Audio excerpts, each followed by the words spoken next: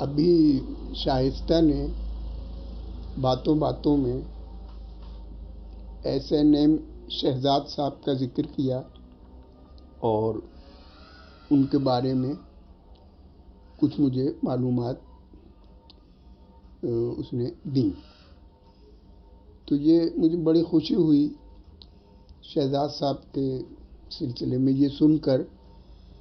کہ یہ بر اعظم افریقہ میں اردو کی ترویج کے لیے کچھ کام کر رہے ہیں اور آڈیو لائبریری اور دوسرے اس قسم کے اقدامات جو ہیں وہ، اور ان کا کام بہت سراہا جاتا ہے اردو کے حلقوں میں، اور مجھے بھی بڑی خوشی ہو رہی ہے۔ ابھی ایک اور بات شائستہ نے پوچھی کہ وہ اردو کے مستقبل کے بارے میں کیا خیال ہے، تو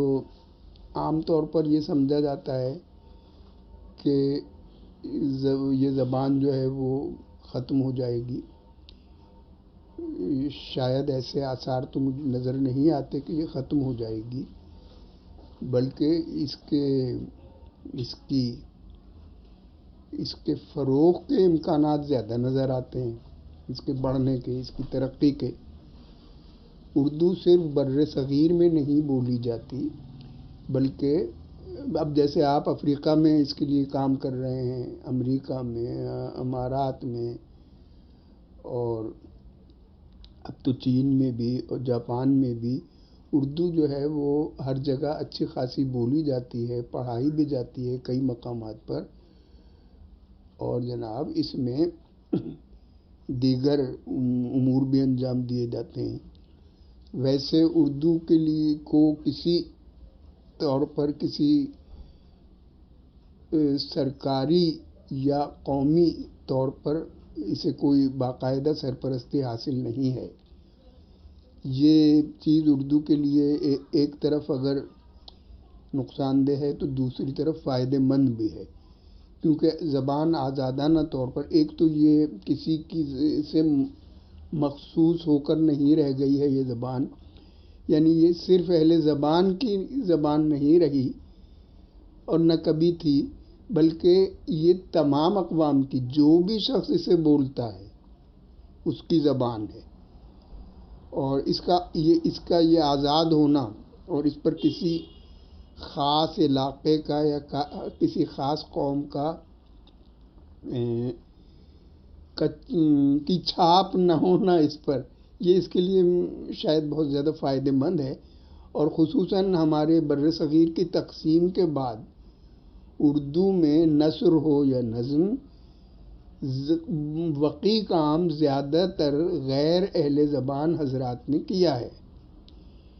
اہل زبان تو بیچارے روایتی چیزوں میں پڑے رہ گئے، شاعری ہو یا افسانہ،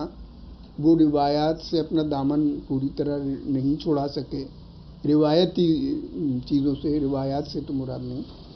لیکن اہل زبان جو ہیں وہ ذرا سا ایک تازگی لے کر آتے ہیں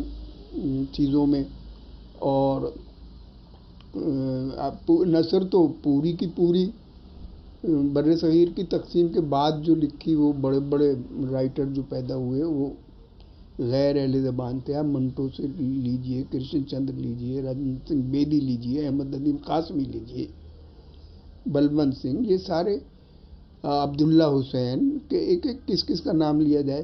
اسی طرح شاعری میں آپ علامہ اقبال سے شروع ہوں تو ایک لمبی فوج ہے جو اہل زبان کی نہیں ہے۔ اس میں پنجابیوں کا بڑا حصہ ہے اردو کی ترویج و ترقی میں، اور پنجاب نے اردو کو گود لے لیا ہے، یہ کہنا چاہیے، اور ہے بھی بات یہ ہے کہ اردو جو ہے وہ پنجابی ہی کی آپ ایک شکل کہہ لیجئے۔ بعض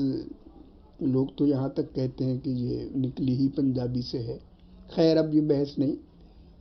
اچھا، تو اس کے ختم ہونے کے آثار تو نہیں ہیں، اس کے بڑھنے، پھلنے پھولنے ہی کے آثار زیادہ